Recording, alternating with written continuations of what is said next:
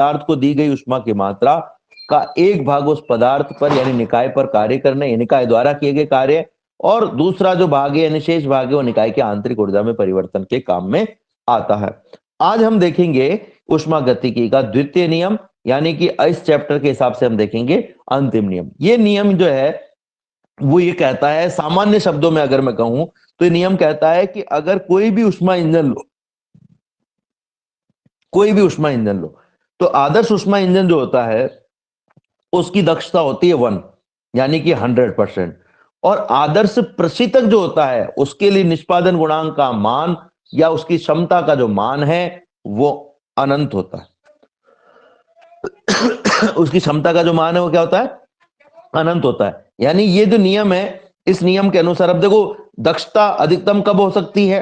अच्छा जो ऊष्मा इंजन है, आदर्श ऊष्मा इंजन एक ऐसा ऊष्मा इंजन है, ध्यान से सुनिएगा मेरी बात को, मैं बहुत इंपॉर्टेंट बात बोल रहा हूं। ऊष्मा इंजन कैसे काम करता है पहले तो अपन वो समझ लेते हैं, वो हम पहले भी समझ चुके लेकिन एक बार और समझ लेते हैं। मान लीजिए निकाय है, और ये निकाय क्या करता है? ऊष्मा इंजन में निकाय क्या करता है? किसी स्रोत से ताप लेता है, अवशोषित करता है, उस पर कार्य करता है, निकाय द्वारा कार्य किया जाता है, और बची हुई ऊष्मा को जो है वो सिंक को त्याग दिया जाता है। ठीक है, ये ऊष्मा इंजन है। अब अगर मैं कहूं कि इसकी दक्षता 100% है, तब इसका मतलब क्या हुआ कि दक्षता ईटा का जो मान है वो है W/Q1, W/Q1। ठीक है, W/Q1। अच्छा ऊष्मा इंजन वो होता है जो अवशोषित ऊष्मा की संपूर्ण मात्रा को कार्य में रूपांतरित कर दे, यानी W का जो मान है वो Q1 के बराबर हो जाए। W का जो मान है वो Q1 के बराबर हो जाए, उसे हम आदर्श ऊष्मा इंजन कहते हैं। मतलब आदर्श ऊष्मा इंजन वो इंजन है जो स्रोत से अवशोषित ऊष्मा की संपूर्ण मात्रा को कार्य में रूपांतरित कर देता है। ठीक है, अब अगर मान लो यही एक प्रशीतक होता तो प्रशीतक का कार्य क्या होता है? ये सिंक से यानी कम ताप वाली वस्तु से ऊष्मा अवशोषित करता है, अवशोषित करता है, निकाय पर कार्य किया जाता है, और शेष ऊष्मा जो है वो बची हुई ऊष्मा जो है वो स्रोत को त्याग दी जाती है। लेकिन अच्छा प्रशीतक वो होता है जो अवशोषित ऊष्मा के जितना भी भाग इसने अवशोषित किया उसके किसी भी भाग को कार्य में रूपांतरित नहीं करके सारी की सारी ऊष्मा को स्रोत को त्याग देवे, यानी कि कार्य का मान इसके लिए शून्य होना चाहिए। इसके लिए कार्य का मान क्या होना चाहिए? शून्य होना चाहिए। अब हमने पढ़ा था कि जो इसका निष्पादन गुणांक होता है यानी क्षमता गुणांक होता है बीटा, उसका मान होता है Q2/W। अब W का मान अगर 0 हो जाए, W का मान 0 हो जाए तो W क्या होता है? W जो होता है वो होता है Q1 माइनस Q2। ठीक है, W का मान जो होता है वो होता है Q1 माइनस Q2। हम ये पहले निकाल चुके हैं, W बराबर Q1 माइनस Q2। अगर इसका मान 0 हो गया, ठीक है, तो ये हो जाएगा 0 बराबर Q1 माइनस Q2। Q2 को दूसरी तरफ ले जाओ तो अपने पास में क्या जाएगा? अपने पास में आ जाएगा Q2 बराबर Q1। ठीक है, यानी एक अच्छा प्रशीतक वो होगा जो सिंक से जितनी भी ऊष्मा को अवशोषित करेगा उस सारी की सारी ऊष्मा को बिना कार्य किए सारी की सारी ऊष्मा को क्या करेगा? स्रोत को त्याग देगा। ठीक है, अब जो दूसरा नियम है ऊष्मागतिकी का दूसरा नियम, अभी तो हमने क्या पढ़ा? ऊष्मा इंजन की दक्षता के बारे में पढ़ा और प्रशीतक के निष्पादन गुणांक या हम कहें क्षमता गुणांक के बारे में पढ़ा। ठीक है, लेकिन जो द्वितीय नियम है वो ये कहता है कि ऐसा इंजन और ऐसा प्रशीतक बना ही नहीं सकते हैं, जिसकी अभी अभी मैंने बात की है। ऐसा ना तो हम ऊष्मा इंजन बना सकते हैं और ना ही हम ऐसा प्रशीतक बना सकते हैं। ठीक है, तो ऊष्मा इंजन नहीं बना सकते, इसका मतलब क्या हुआ? ऊष्मा इंजन में हमने क्या देखा? आदर्श ऊष्मा इंजन वो है जो स्रोत से ऊष्मा अवशोषित करता है और सारी की सारी ऊष्मा को कार्य में रूपांतरित कर देता है, कोई भी भाग जो है वो सिंक को नहीं त्यागता है। ठीक है, तो इसके लिए केल्विन ने एक कथन दिया, उन्होंने इसके लिए कथन दिया और उसी को हम द्वितीय नियम के दो भाग हैं, जिसमें से एक हम कहेंगे केल्विन का कथन और दूसरा हम क्या कहेंगे? क्लॉसियस का कथन। केल्विन का जो कथन है वो ये कहता है, उसका जो निचोड़ है वो ये कहता है कि आदर्श ऊष्मा इंजन बनाया ही नहीं जा सकता। उसका निचोड़ यही है कि आदर्श ऊष्मा इंजन बनाना संभव नहीं है। लेकिन उनका जो कथन है, जैसा उन्होंने कहा, जब हम किसी चीज का कथन पढ़ते हैं तो कथन का मतलब है जैसा उन्होंने कहा हम उसको वैसा ही लिखें, वैसा ही समझे, वैसा ही बोले। तो उन्होंने क्या कहा? उन्होंने ये कहा कि ऐसा कोई भी इंजन बनाना संभव नहीं है जिसमें कार्यकारी पदार्थ यानी निकाय एक पूर्ण चक्र में स्रोत से ऊष्मा ग्रहण करता है और उसे पूर्णतः कार्य में रूपांतरित कर देता है, और रूपांतरित करने के बाद में भी ये कार्यकारी पदार्थ जो है वो अपरिवर्तित रहता है। यानी कि बिना सिंक को ऊष्मा का त्याग किए ही ये इसे कार्य में रूपांतरित कर देता है। तो उनके कथन का निष्कर्ष क्या है कि ऐसा इंजन बना ही नहीं सकते जो ऊष्मा को ग्रहण करे और कार्य में रूपांतरित करता जाए लगातार, और बिल्कुल भी ऊष्मा की मात्रा यानी ऊष्मा की जो मात्रा है वो सिंक को नहीं जानी चाहिए। सारी की सारी ऊष्मा जो उसने ग्रहण की वो कार्य में रूपांतरित हो जानी चाहिए। तो ऐसा संभव नहीं है। इसका मतलब क्या हुआ कि इसका मतलब यह हुआ कि जब ऊष्मा अवशोषित होगी ऊष्मा इंजन द्वारा तो उसके संपूर्ण भाग को कार्य में रूपांतरित नहीं किया जा सकता है, उसका कुछ ना कुछ भाग सिंक को त्यागना ही पड़ेगा। यानी सिंक को प्राप्त ऊष्मा का मान कभी भी शून्य नहीं हो सकता है, या हम ये कहें कि कार्यकारी पदार्थ संपूर्ण ऊष्मा को कभी भी कार्य में रूपांतरित नहीं कर सकता है। ये केल्विन का कथन है। अब जो प्रशीतक है उसमें हमने क्या देखा? प्रशीतक में हमने कहा कि प्रशीतक जो है वो एक ऐसा प्रशीतक या ऊष्मा पंप एक ऐसा निकाय है, एक ऐसा कार्यकारी पदार्थ है जो क्या करता है, सिंक से ऊष्मा अवशोषित करता है। इस निकाय पर, इस कार्यकारी पदार्थ पर एक कार्य किया जाता है और ये शेष ऊष्मा जो है वो स्रोत को त्याग देता है। हमने क्या कहा? एक आदर्श प्रशीतक या ऊष्मा पंप क्या है? एक आदर्श प्रशीतक या ऊष्मा पंप ये वो पंप है जो सिंक से ऊष्मा तो अवशोषित करता है लेकिन उस पर बिना कार्य किए ही सारी की सारी ऊष्मा जो है, सारी की सारी जो ऊष्मा है वो ऊष्मा स्रोत को चली जाती है। ठीक है, ये एक आदर्श प्रशीतक या ऊष्मा पंप की हम बात कर रहे हैं। लेकिन क्लॉसियस ने इसमें एक बात कह दी। क्लॉसियस भी वैज्ञानिक का नाम है और केल्विन भी वैज्ञानिक का नाम है। तो क्लॉसियस ने क्या बात कही कि भाई ऐसा प्रशीतक हम बना ही नहीं सकते, ऐसा प्रशीतक हम नहीं बना सकते। इसका मतलब उन्होंने एक कथन के रूप में से कहा कि यह असंभव है कि चक्रीय प्रक्रम में कार्यकारी पदार्थ यानी कि निकाय ऊष्मा स्रोत से यानी निम्न ताप वाली सिंक से यानी निम्न ताप वाली वस्तु से ऊष्मा ले और उसे बिना कार्य में रूपांतरित किए सीधे ही ऊष्मा स्रोत को यानी उच्च ताप वाली वस्तु को स्थानांतरित कर दे। मतलब उसका जो कहने का मतलब है वो क्या है कि जितनी भी ऊष्मा सिंक से ली है, निम्न ताप वाली वस्तु से ली है, उस संपूर्ण ऊष्मा को स्रोत को नहीं त्यागा जा सकता है, उस पर कोई ना कोई कार्य करना ही पड़ेगा। ठीक है, तो जो केल्विन है उनका कथन क्या कहता है? केल्विन का कथन तो देखो ध्यान से समझना, ऊष्मा पंप क्या कर रहा है? उच्च ताप वाली वस्तु से ऊष्मा ले रहा है, इस पर कार्य हो रहा है और निम्न ताप वाली वस्तु को दिया जा रहा है। ठीक है, तो केल्विन का कथन कहता है कि ऐसा इंजन बनाना संभव नहीं है जिसमें कार्यकारी पदार्थ एक पूरे चक्र में उच्च ताप वाली वस्तु से ऊष्मा अवशोषित करता है और उस ऊष्मा को ग्रहण कर पूर्णतः कार्य में रूपांतरित कर दे और कार्यकारी पदार्थ अपरिवर्तित रहे। ऐसा इंजन हम नहीं बना सकते हैं। तो हम इसमें क्या कहेंगे? हम कहेंगे कि केल्विन के कथन के अनुसार ऐसा इंजन बनाना संभव नहीं है जिसमें कार्यकारी पदार्थ उच्च ताप वाली वस्तु से अवशोषित संपूर्ण ऊष्मा को कार्य में रूपांतरित कर देता है। अतः इसका निष्कर्ष यह निकलता है कि उस उच्च ताप वाली वस्तु से अवशोषित ऊष्मा का कुछ भाग, चाहे वो अल्प हो और चाहे वो बड़ा भाग हो, सिंक को यानी निम्न ताप वाली वस्तु को त्यागना ही पड़ेगा। इसे संपूर्ण रूप से कार्य में रूपांतरित नहीं किया जा सकता है। अर्थात ऐसा इंजन बनाना संभव नहीं है जिसकी दक्षता का मान 100% हो। इन शॉर्ट ये हो गया। अब क्लॉसियस का कथन क्या कहता है? क्लॉसियस का कथन जो है वो प्रशीतक पर है, इसलिए आपको प्रशीतक की कार्यविधि पता होनी चाहिए। तो प्रशीतक क्या करता है? प्रशीतक में कार्यकारी पदार्थ निम्न ताप वाली वस्तु जिसको अपन सिंक कहते हैं से ऊष्मा अवशोषित करता है फिर इस पर कोई कार्य किया जाता है और बाकी जो बची हुई उष्मा है वो स्रोत को त्याग दिया जाता है। अब देखो, जब भी हम बाकी बची हुई उष्मा कहते हैं ना, तो बाकी बची हुई शब्द, ये बाकी तो शब्द ही ऐसा है जैसे ऐसा लगता है कि कम बचा हुआ है और ज्यादातर पर तो काम कर दिया।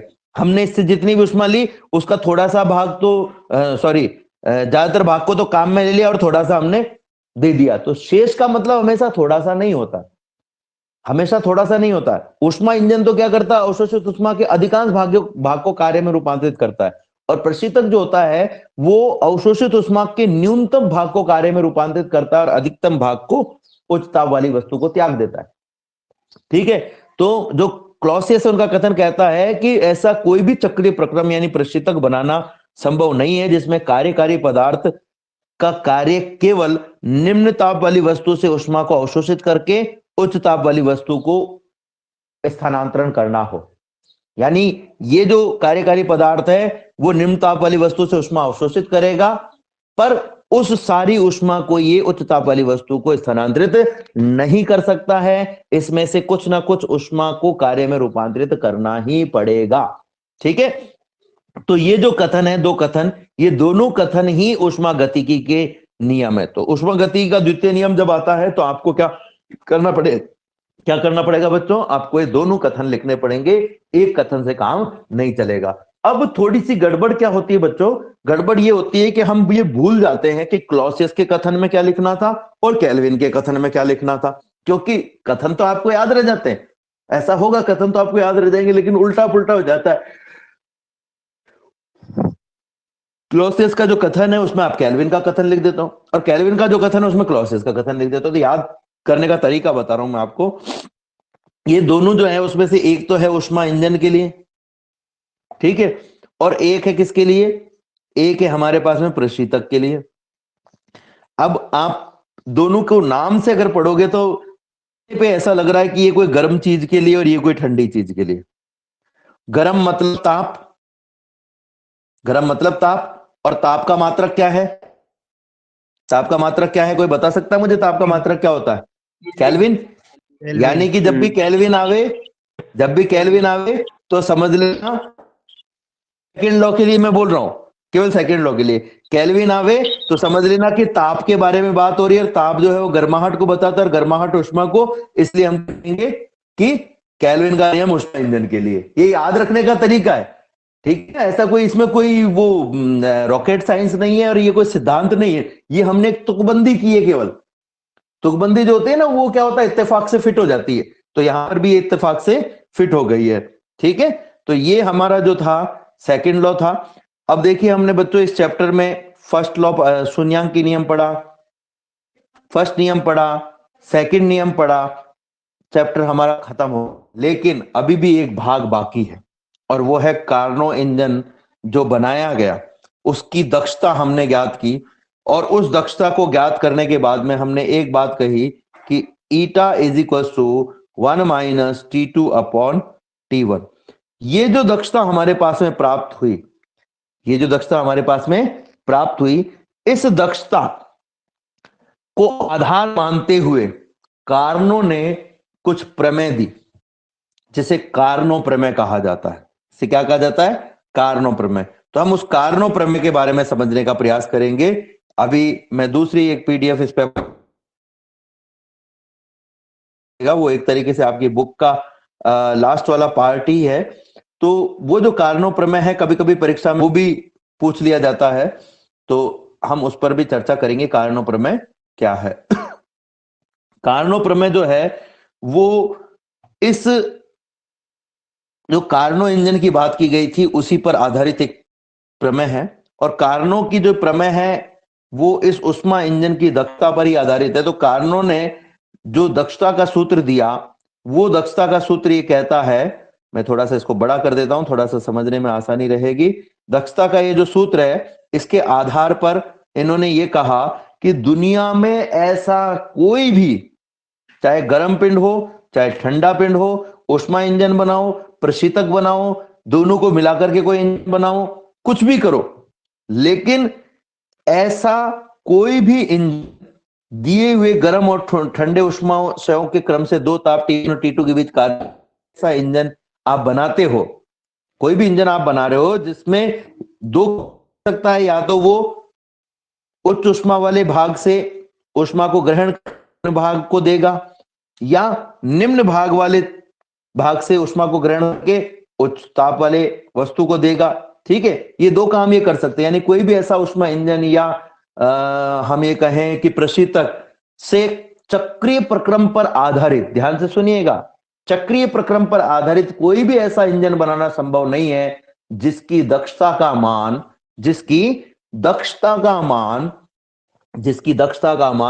कार्नो इंजन से ज्यादा हो।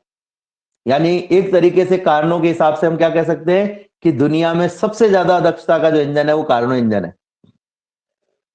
क्या कह सकते हैं, सबसे ज्यादा दक्षता का जो इंजन है वो कौन सा इंजन है, कार्नो इंजन है। और दूसरा इन्होंने जो प्रमेय कही, जो बात निकल करके आई, वो ये थी कि कार्नो इंजन की जो दक्षता है वो कार्यकारी पदार्थ की प्रकृति पर कभी भी निर्भर नहीं करती है। यानी कि कार्यकारी पदार्थ की प्रकृति कुछ भी हो, उससे बहुत ज्यादा फर्क नहीं पड़ेगा, दक्षता जो है वो इस चक्रीय प्रक्रम पर आधारित रहेगी। क्योंकि हमने क्या देखा कि दक्षता का जो मान है ईटा वो होता है 1 माइनस T2 अपॉन T1, यानी कि ये केवल प्रारंभिक ताप, स्रोत के ताप और सिंक पर निर्भर करता है, बाकी किसी चीज पर निर्भर नहीं करता है। ठीक है, तो इस तरीके से हम इसको समझने का प्रयास करेंगे। अब इस नियम को जो इन्होंने दिया, क्या ये सही है, क्या ये गलत है, इसको हम सिद्ध करेंगे। तो प्रश्न अगर आता है, ध्यान से सुनिएगा मेरी बात को, अगर परीक्षा में प्रश्न आता है कार्नो इंजन की बनावट, कार्यविधि और कार्नो इंजन की दक्षता का सूत्र ज्ञात कीजिए, ठीक है, तो आपको वो सारा प्रक्रम लिखना है जो हमने पहले लिखा था। और अगर आता है कार्नो प्रमेय लिखते हुए इसे सत्यापित कीजिए, तो अब जो मैं बताने वाला हूं वो आपको लिखना है। तो कार्नो प्रमेय तो क्या हो गई कि सिंपल से शब्दों में हम कह सकते हैं कि दुनिया में, या हम ये कहें कि चक्रीय प्रक्रम पर आधारित कोई भी ऐसा इंजन बनाना संभव नहीं है जिसकी दक्षता कार्नो इंजन से ज्यादा हो, अर्थात कार्नो इंजन सबसे अधिक दक्षता का इंजन है। ठीक है, तो अब इसको हम सिद्ध करेंगे। अब देखो, पहली बात तो ये कि हमें क्या करना है, हमें एक चक्रीय प्रक्रम पर आधारित इंजन बनाना है। ठीक है, तो चक्रीय प्रक्रम पर आधारित इंजन जब बनाना होगा तो सबसे महत्वपूर्ण बात क्या होगी उस इंजन की,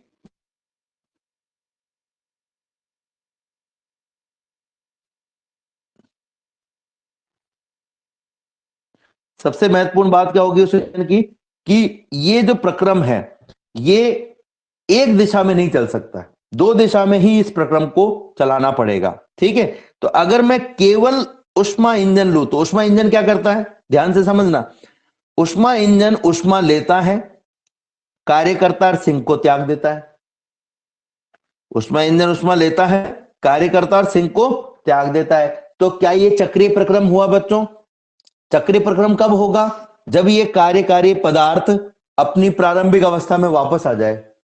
यानी कि ये कार्यकारी पदार्थ या इसके साथ में कोई भी हो, वो ऊष्मा इंजन से इस पदार्थ से ऊष्मा ले, सिंक को त्यागे, सिंक से ऊष्मा ले, उस पर कार्य करे और फिर से स्रोत को त्याग दे, तब ये चक्र पूरा होगा। ठीक है, तो हम क्या कर रहे हैं, हम ये मान रहे हैं कि एक चक्रीय प्रक्रम पर आधारित हमारे पास में एक इंजन है, जैसा कि चित्र में दिया हुआ है। इस इंजन तीन भाग है। पहला भाग जो है वो कोई उष्मा स्रोत है जो कि यहां दिया हुआ है, जिसका ताप T1 है, उच्च ताप वाली वस्तु है। दूसरा भाग जो है वो कोई सिंक है जो निम्न ताप वाली वस्तु है, जिसका ताप T2 है। और बीच में जो कार्यकारी पदार्थ है वो हमने दो लिए हैं, एक उष्मा इंजन का कार्यकारी पदार्थ लिया है और एक प्रशीतक का कार्यकारी पदार्थ लिया है। ठीक है, एक उष्मा इंजन का और एक प्रशीतक का कार्यकारी पदार्थ हमने लिया है। यहां पर अगर आप ध्यान से देखोगे तो एक को हमने लिखा है I और एक को हमने लिखा है R।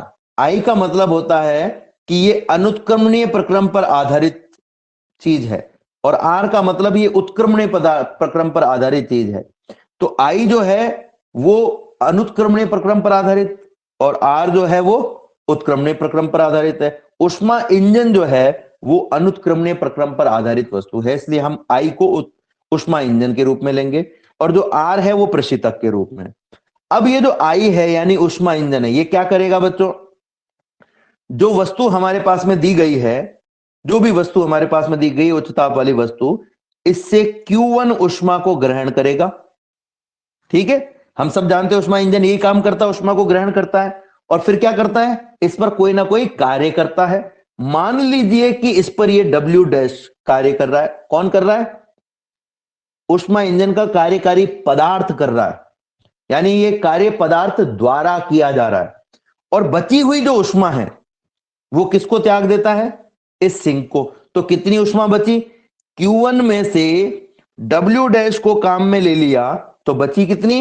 Q1 minus W dash, यानी इसको त्यागी गई ऊष्मा कितनी हो गई? Q1 minus W dash. इसको एक तरीके से मैं कह देता हूं Q2। इसको मैं क्या कहता हूं एक प्रकार से? Q2।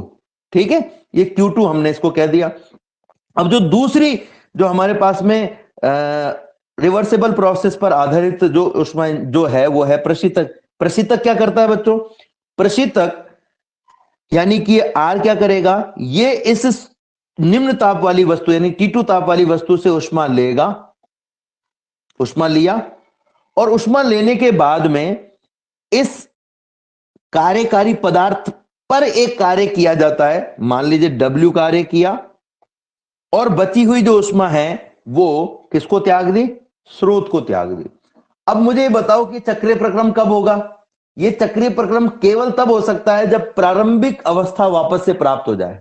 ठीक है, यानी जितनी ऊष्मा स्रोत से ली उतनी ऊष्मा स्रोत को वापस देनी पड़ेगी। ठीक है, तो स्रोत से जो ऊष्मा ली गई वो कितनी थी? Q1, यानी प्रशीतक क्या करे? इसको Q1 ऊष्मा का त्याग करे।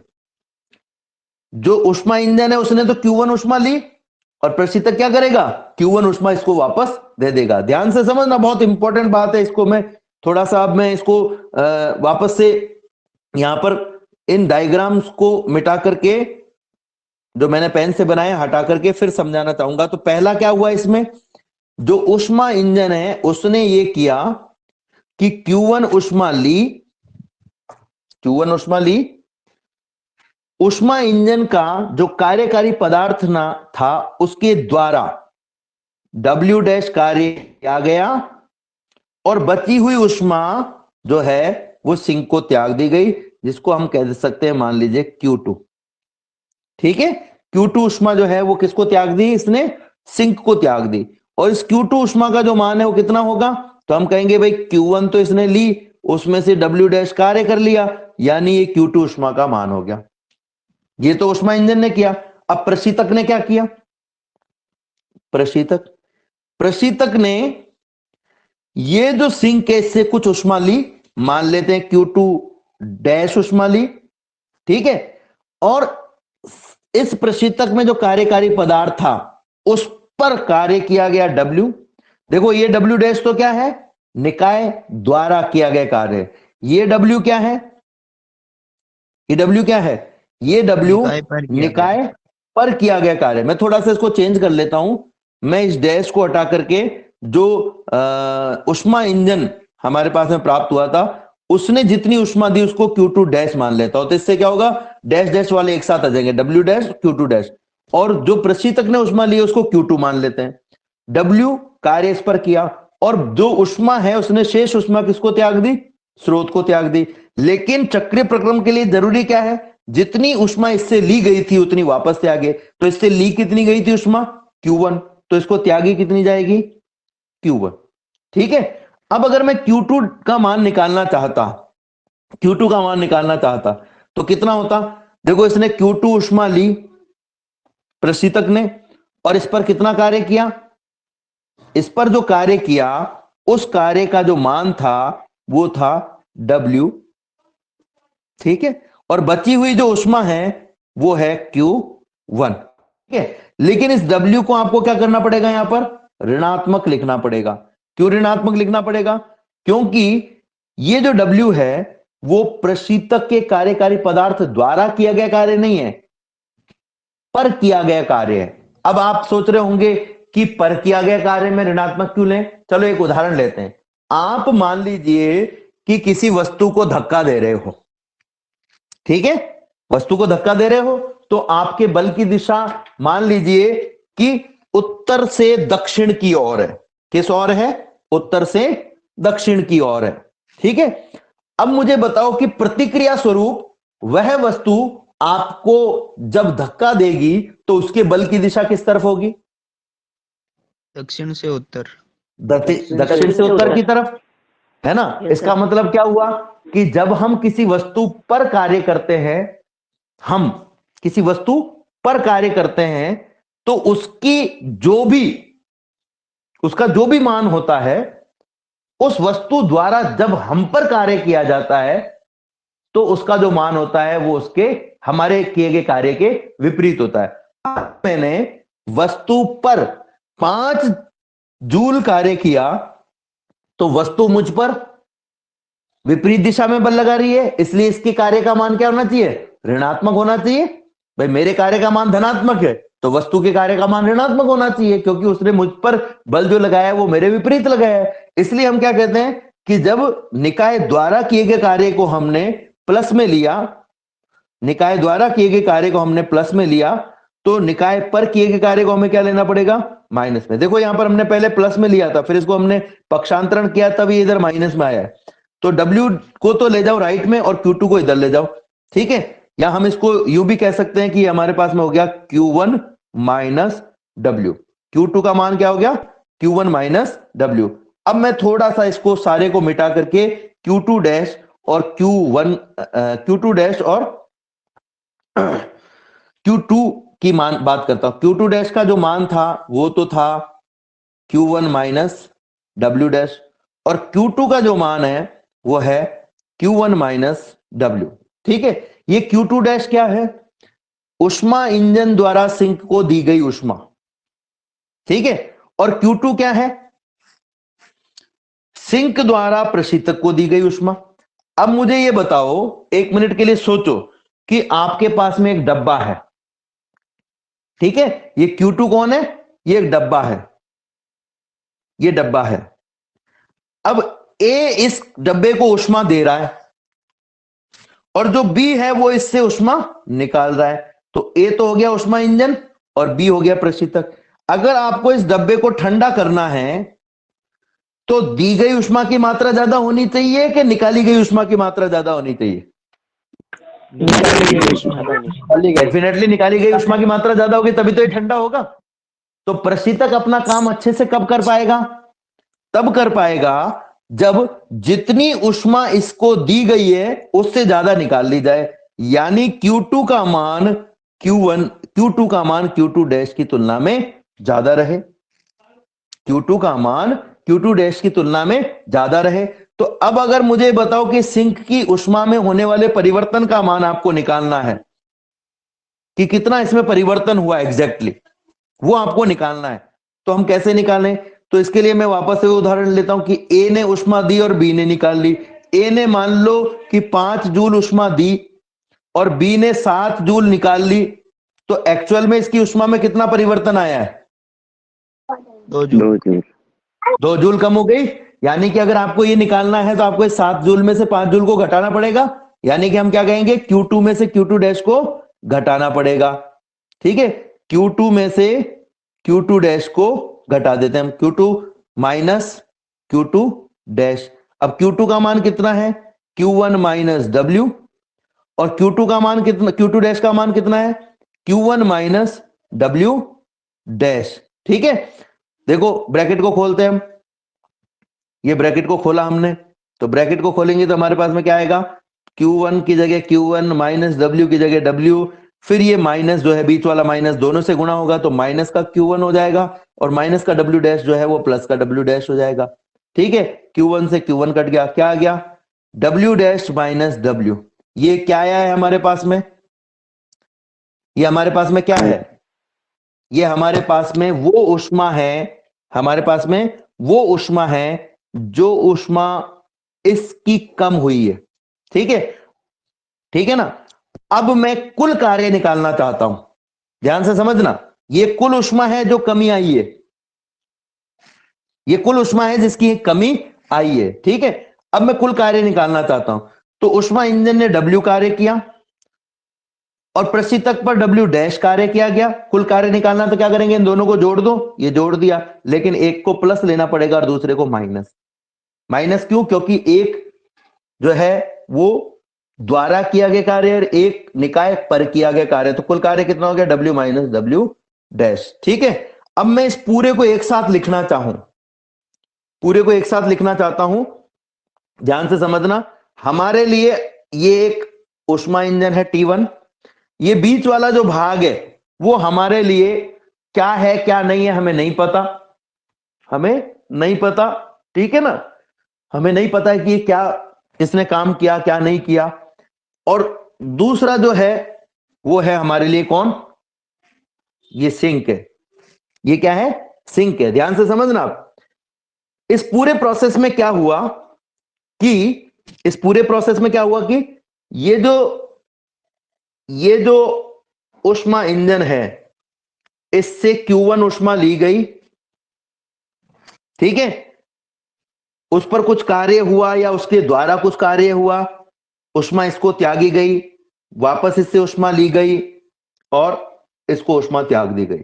तो पहला जो पदार्थ है उसकी ऊष्मा तो Q1 रही, Q1 ली और Q1 वापस आ गई, Q1 ली और Q1 वापस हो गई। इसका मतलब पहले पदार्थ यानी ऊष्मा इंजन के ऊष्मा स्रोत पर तो कोई फर्क पड़ा नहीं। फर्क किस पर पड़ा है, इस बीच वाले भाग पर, कि इसके द्वारा कुछ कार्य किया गया, इस पर कुछ कार्य किया गया, उस कार्य का मान कितना है, W माइनस W डैश। ठीक है, और दूसरा क्या हुआ कि इस निकाय से ऊष्मा ली गई यानी इसके ताप में कमी आ गई। तो मुझे बताओ कि ये प्रशीतक की तरह काम कर रहा है कि ये ऊष्मा इंजन की तरह काम कर रहा है। अगर लास्ट में प्रक्रिया के अंत में इस पदार्थ यानी ताप कम हो जावे तो ये एक प्रशीतक की तरह काम करेगा कि एक ऊष्मा इंजन की तरह काम करेगा, प्रशीतक की तरह। प्रशीतक की तरह काम करेगा। अच्छा, तो प्रशीतक ने कितनी ऊष्मा दी, प्रशीतक ने जो ऊष्मा दी, अंत में जो ऊष्मा दी वो कितनी आई, W minus W dash I थी हमारे पास में। भाई टोटल तो हमने यही करा ना कि 5 जूल ली और 7 जूल वापस दे दी, तो 2 ही जूल तो बची। एक तरीके से प्रशीतक की ऊष्मा तो 2 ही जूल गई। भाई प्रशीतक की ऊष्मा कितनी गई, अगर आपको यह निकालना है कि कितनी ऊष्मा प्रशीतक की गई है तो प्रशीतक के पास में से कितनी आई है और कितनी गई है उसका माइनस कर दो। प्रशीतक ने 5 जूल ऊष्मा ली और 7 जूल दे दी, तो प्रशीतक की कितनी ऊष्मा गई, प्रशीतक की तो 2 ही जूल गई। तो उसके लिए हमने क्या किया कि जितनी इसने ली और जितनी उसमें दी उसका अंतर निकाल लिया, और वो अंतर अभी भी मैंने निकाल के बताया कितना आया था, Q2 माइनस Q2 डैश, कि Q2 डैश तो इसने ली और Q2 इसने दे दी, तो माइनस कर दो, आपके पास में कितनी ऊष्मा दी गई वो आ जाएगा। वो हमने निकाला Q1 minus W minus Q1 minus W dash, और इस माइनस को जब अंदर मल्टीप्लाई किया तो ये प्लस हो गया, Q1 से Q1 कट गया, यानी हमारे पास में आ गया एक तरीके से W माइनस W डैश। और ये W माइनस W डैश क्या है, इस भाग द्वारा दी गई ऊष्मा की मात्रा। तो ये पूरा का पूरा जब प्रशीतक की तरह काम कर रहा है, ये पूरा का पूरा प्रशीतक की तरह काम कर रहा है, तो पूरे के पूरे में हमने देखा कि इसका ताप, इसकी ऊष्मा तो Q1 है, इसके द्वारा कार्य किया गया W डैश है, और इसके द्वारा दी गई ऊष्मा की मात्रा वो भी W माइनस W डैश है। ऐसा नहीं लग रहा है कि प्रशीतक की तरह जब ये काम करता है तो जितनी भी ऊष्मा सिंक ने दी वो सारी की सारी कार्य में रूपांतरित हो गई। दी गई ऊष्मा की मात्रा और किया गया कार्य बराबर है, इसका मतलब दी गई सारी की सारी ऊष्मा किसमें चेंज हो गई, कार्य में। क्या ऐसा कोई भी इंजन बनाना संभव है क्या, नहीं है। नहीं है ना। इसका मतलब ये जो चक्रीय प्रक्रम पर आधारित हमने इंजन बताया, ये इंजन संभव नहीं है, यानी उच्च दक्षता का ऐसा इंजन बनाना संभव नहीं है। ये जो प्रक्रम हमने बताया ये प्रक्रम ही संभव नहीं है, इसका मतलब ये एक अच्छी दक्षता का इंजन नहीं है, क्योंकि जो सिद्धांत को ही फॉलो नहीं कर रहा है तो इसका मतलब वो एक अच्छा इंजन हो सकता है क्या, हम कहेंगे ये चक्रीय प्रक्रम पर आधारित ऐसा अच्छा इंजन नहीं है जैसा कार्नो इंजन है। तो इससे सिद्ध होता है कि कार्नो इंजन की दक्षता ही सर्वाधिक हो सकती है, क्योंकि अगर हम किसी और इंजन को कार्नो इंजन से अधिक दक्षता का मानेंगे तो वो ऊष्मागतिकी के द्वितीय नियम का उल्लंघन करेगा, जो कि संभव नहीं है। ऊष्मागतिकी के द्वितीय नियम का उल्लंघन यहां पर हो गया, ये संभव नहीं है। अतः हम ये कह सकते हैं कि ऐसा इंजन भी संभव नहीं है। तो अगर ये कथन आता है तो कथन को सिद्ध करने के लिए आपको कुछ ऐसा करना है। ठीक है बच्चों। अब देखो एक और चीज यहां पर, हालांकि समय हो गया है, पर एक छोटी सी चीज मैं आपको बता देता हूं कि मान लो एक प्रश्न आता है, जैसा कि इस किताब में देख लेते हैं अपन। एक प्रश्न दिया हुआ है लास्ट में, बहुत इंपॉर्टेंट प्रश्न है। मैं हालांकि इसके सारे न्यूमेरिकल करवाऊंगा आपको, आप निश्चिंत रहें, क्योंकि इसमें उदाहरण तो है ही नहीं, न्यूमेरिकल है। मैं थोड़ा सा बड़ा कर देता हूं। प्रश्न है, खाद्य पदार्थ को, सबसे लास्ट 10वां प्रश्न पढ़ रहा हूं मैं। खाद्य पदार्थ को एक प्रशीतक के अंदर रखने पर वह उसे 9 डिग्री सेंटीग्रेड पर बनाए रखता है। यदि कमरे का ताप 36 डिग्री सेंटीग्रेड है तो प्रशीतक के निष्पादन गुणांक का आकलन कीजिए। आपको क्या करना है? निष्पादन गुणांक का आकलन करना है। और निष्पादन गुणांक का जो सूत्र होता है वो क्या होता है? Beta is equal to 1 minus eta upon eta. ठीक है। या मान लो ये एक ऐसा प्रश्न आता कि ये कार्नो इंजन है, मान लो ऐसा प्रश्न आ जाता है कि ये कार्नो इंजन है और कार्नो इंजन की दक्षता का मान निकालो, तो चाहे आपको निष्पादन गुणांक निकालना हो, चाहे आपको बीटा का, चाहे दक्षता का मान निकालना हो, ईटा तो निकालना पड़ेगा ही। तो ईटा का जो मान होगा वो कितना होगा? 1 माइनस T2 अपॉन T1। और T2 क्या होता है? हमेशा T2 हमेशा निम्न ताप वाली वस्तु। तो निम्न ताप वाली वस्तु का ताप कितना है? 9 डिग्री सेंटीग्रेड। ठीक है। और उच्च ताप वाली वस्तु का ताप कितना है? 36 डिग्री सेंटीग्रेड। ठीक है। ऐसी गलती मत करना। बस इस प्रश्न में खास बात यही है, बाकी तो आप कर लोगे। मुझे पता है कि ईटा का मान निकाल के यहां पे रखोगे तो बीटा का मान आपके पास में आ जाएगा। ऐसी गलती मत करना। तो आप सोच रहे होंगे इसमें गलती क्या है? क्या हमने 36 और 9 को उल्टा रख दिया? नहीं, आपने 36 और 9 को उल्टा नहीं रखा, बस आपको 36 और 9 नहीं रखना है। 36 और 9 नहीं रखना है तो फिर क्या रखना है? हमेशा यहां पर ताप केल्विन में रखिए, डिग्री सेंटीग्रेड में नहीं रखना है। बस यही इसमें गलती होती है, और कोई गलती इसमें नहीं होती। कोई भी गलती इसमें नहीं होती है। केवल एकमात्र गलती यही होती है कि हम 9 और 36 सीधे रख देते हैं। आपको सीधा नहीं रखना है, आपको इसको डिग्री सेंटीग्रेड में नहीं रखना है, केल्विन में रखना है। यानी 9 को पहले केल्विन में निकालो, 273 प्लस 9। 36 को भी निकालो, 273 प्लस 36, और फिर जो मान आए वो यहां पर रखो और फिर कैलकुलेशन करो। ठीक है बच्चों।